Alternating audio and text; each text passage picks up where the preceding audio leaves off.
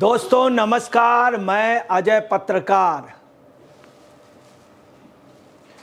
गांधी परिवार से पलायन हो गया था, यूपी के लिए रणछोड़ कहा जा रहा था। उसके पहले ही कांग्रेस के कार्यकर्ताओं ने, नेताओं ने जबरदस्ती इच्छा न होने के बावजूद भी राहुल जी को मैदान पे उतार दिया। वायनाड से राहुल जी को पहले उम्मीद थी बहुत बहुमत से जीत जाएंगे, जैसे इस बार राहुल की सीट वायनाड की फंस गई है। और कांग्रेस ने रायबरेली और अमेठी में दोनों जगह अपने प्रत्याशी उतारे हैं। आपको क्लियर कर दें, आज उन्होंने बाकायदे अपना सिंबल भी दे दिया और रायबरेली से राहुल गांधी जी को और अमेठी से किशोरी लाल शर्मा जी को उतारा है। कांग्रेस ने नामांकन भी हो रहा है, सब है, और कांग्रेस ने पूरी ताकत इन सीटों पे लगा दी गई है।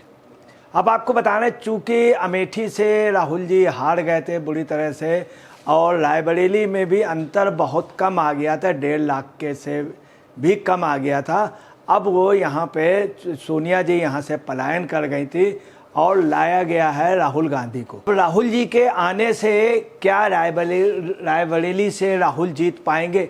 अब समस्या ये है कि 352 दिन बाद राहुल अमेठी गए थे। 352 दिन बाद जब ये वहाँ से हारे हैं, और अब उनका वहाँ पे किसी समय वहाँ पे सारे एमएलए उनके होते थे, सांसद उनके होते थे, पंचायत में इनके होते थे, सब जगह। आज वहाँ पे ना उनका कोई एमएलए है, ना ही उनके ब्लॉक प्रमुख है, नहीं जिला पंचायत अध्यक्ष है, और जो कैडर है उनका वो पूरा जो है वो भाजपा और सपा में जा चुका है।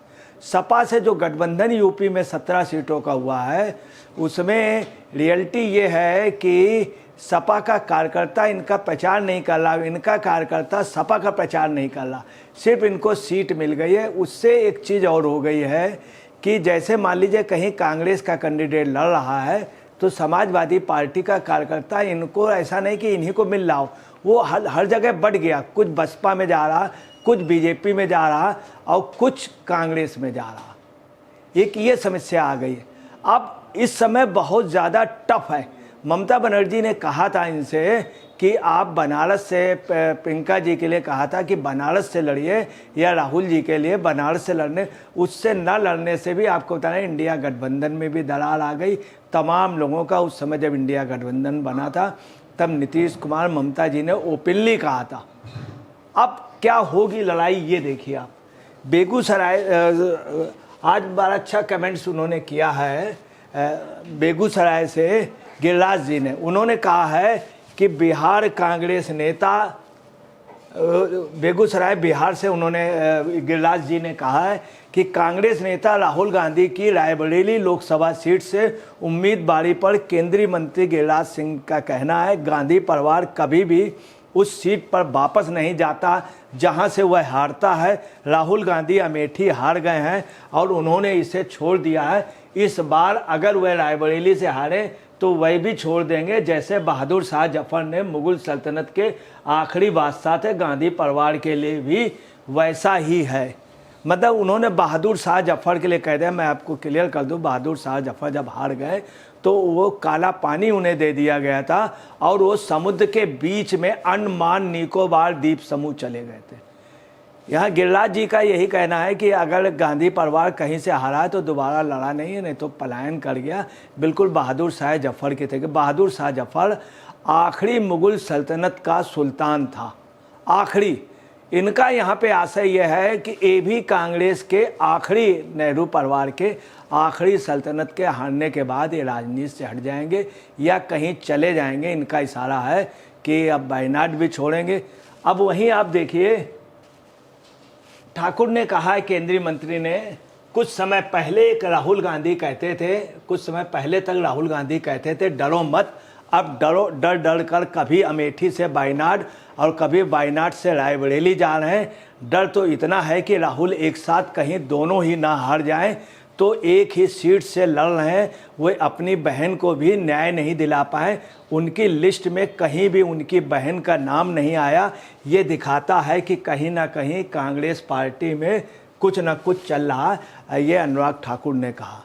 अब आपको बताना है, रावत बढेरा भी लड़ना चाह रहे थे, उन्होंने कई बार इच्छा भी व्यक्त की थी, कई बार इच्छा व्यक्त की थी रावत बढेरा ने, प्रियंका को ना लाना, इधर रावत बढेरा को ना मिलना, इनका ना मिलना। ये भी एक चर्चा का है कि उनके घर के अंदर भी मतभेद हैं। इधर केशव प्रसाद मौर्य भी कह रहे हैं कि अमेठी से श्री राहुल गांधी चुनाव नहीं लड़ना कांग्रेस और सपा इंडी गठबंधन के लिए नैतिक पराजय है और इसमें भाजपा की विजय है। वरिष्ठ पत्रकार अशोक श्रीवास्तव जी ने, दूरदर्शन के जो हेड हैं, उन्होंने, और आपको बतला दें आपके फादर ने जब मीडिया पे बैन लगा है तो आपके फादर ने लगातार विरोध किया, जेल गए, अशोक श्रीवास्तव जी भी गए। अशोक श्रीवास्तव जी ने कहा है पूरे भारत को हौसला दे रहे थे, सिखा रहे थे, पढ़ा रहे थे, डरो मत। मतलब राहुल गांधी पूरे भारत को हौसला दे रहे थे, सिखा रहे थे, पढ़ा रहे थे, डरो मत। हम खुद हार के डर से छोड़कर चले गए। राहुल गांधी ये सीख नहीं पाए कि डर के आगे जीत है। अपने लिए सुरक्षित सीट की तलाश में उन्होंने एक बार फिर प्रियंका गांधी का राजनीतिक करियर शुरू होने से पहले ही खत्म कर दिया। ये दूरदर्शन के हेड अशोक श्रीवास्तव जी का कहना। अब देखिए, राहुल गांधी वायनाड के लोगों को धोखा दे रहे हैं। कांग्रेस द्वारा उन्हें रायबरेली से उम्मीदवार बनाए जाने के बाद केरल बीजेपी वायनाड में चुनाव प्रचार के दौरान भाजपा ने मांग की थी कि राहुल गांधी यह स्पष्ट करें क्या वह भी रायबरेली या अमेठी से चुनाव लड़ेंगे। साजू फिलिप ने कहा था। अब केरल में इनके यहाँ से चुनाव लड़ने से ज़बरदस्त, समझ लीजिए, केरल में प्रतिक्रिया हो रही कि इन्होंने हमको धोखा दिया। दो जगह से लड़ करके, दो जगह से केरल में इनकी सीट बहुत बुरी तरीके से फंसी हुई। और सबसे ज़्यादा जितनी प्रक्रिया यूपी में हो रही है और ख़ास तौर से अमेठी रायबरेली में, उतनी ही केरल में हो रही है, बल्कि केरल में ज़्यादा हो रही है कि ये तो बिल्कुल यहाँ से मैदान छोड़ के भागे। अब वहाँ का ये है कि ये ऐसा ना हो कि यहाँ से न जीत पाए, वहाँ से न जीत पाए, तब क्या होगा। अगर मान लीजिए दोनों जगह जीत गए तो हमको छोड़ देंगे। अब आपको बताना है कि वायनाड के लोग ठगा महसूस कर रहे हैं। क्या हम पर भरोसा नहीं था, ये वायनाड के लोगों का कहना। क्या हम पर भरोसा नहीं था? हमने जी जान लगा के इनको पहली बार जिताया, ये आए नहीं वहाँ पर, वहाँ कोई विकास का कार्य नहीं किया, हमने तब भी इनके लिए कोशिश की। अब वहाँ आपको बता रहे हैं, वहाँ के लोग कह रहे हैं इसका मतलब इन्होंने मतदान, अभी परिणाम आए नहीं, उसके पहले इन्होंने पलट करके जैसे अमेठी के साथ किया वैसा ही मेरे साथ ही कर रहे हैं। ये पूरे केरल में वायनाड के लोग ठगा महसूस कर रहे हैं कि उनको कोई ठग के लूट करके ले गया। उन्होंने ये भी कहा यूपी के रायबरेली लोकसभा सीट से उम्मीदवार घोषित होने के बाद भाजपा की केरल इकाई ने कांग्रेस नेता राहुल गांधी की आलोचना करते हुए कहा कि वह वायनाड के लोगों को बार बार धोखा दे रहे हैं। कि केरल के प्रदेश अध्यक्ष भाजपा के राहुल जी ने कहा केरल का वायनाड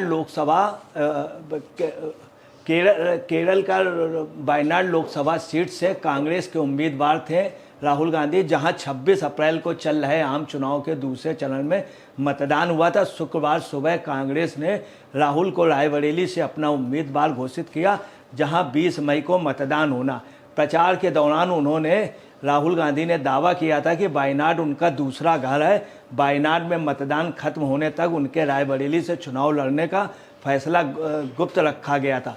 वह वायनाड के लोगों को बार बार धोखा दे रहे हैं। उनका समर्थन करने वाले कांग्रेस कार्यकर्ताओं को मूर्ख बनाया गया है। भाजपा के प्रदेश अध्यक्ष के सुरेंद्र ने कहा, जो वायनाड में उनकी पार्टी के उम्मीदवार हैं। वायनाड में चुनाव प्रचार के दौरान भाजपा ने मांग की थी कि राहुल यह स्पष्ट करें वह रायबरेली या अमेठी से लड़ेंगे। अब आपको बतलाने सबसे बड़ी जो पोजीशन है कि वायनाड के लोग तो ठगा महसूस कर रहे हैं, उधर अमेठी के कि अभी तक आए नहीं, और रायबरेली के लोग भी, चूँकि वहाँ पर वास्तव में डेवलपमेंट नहीं हुआ।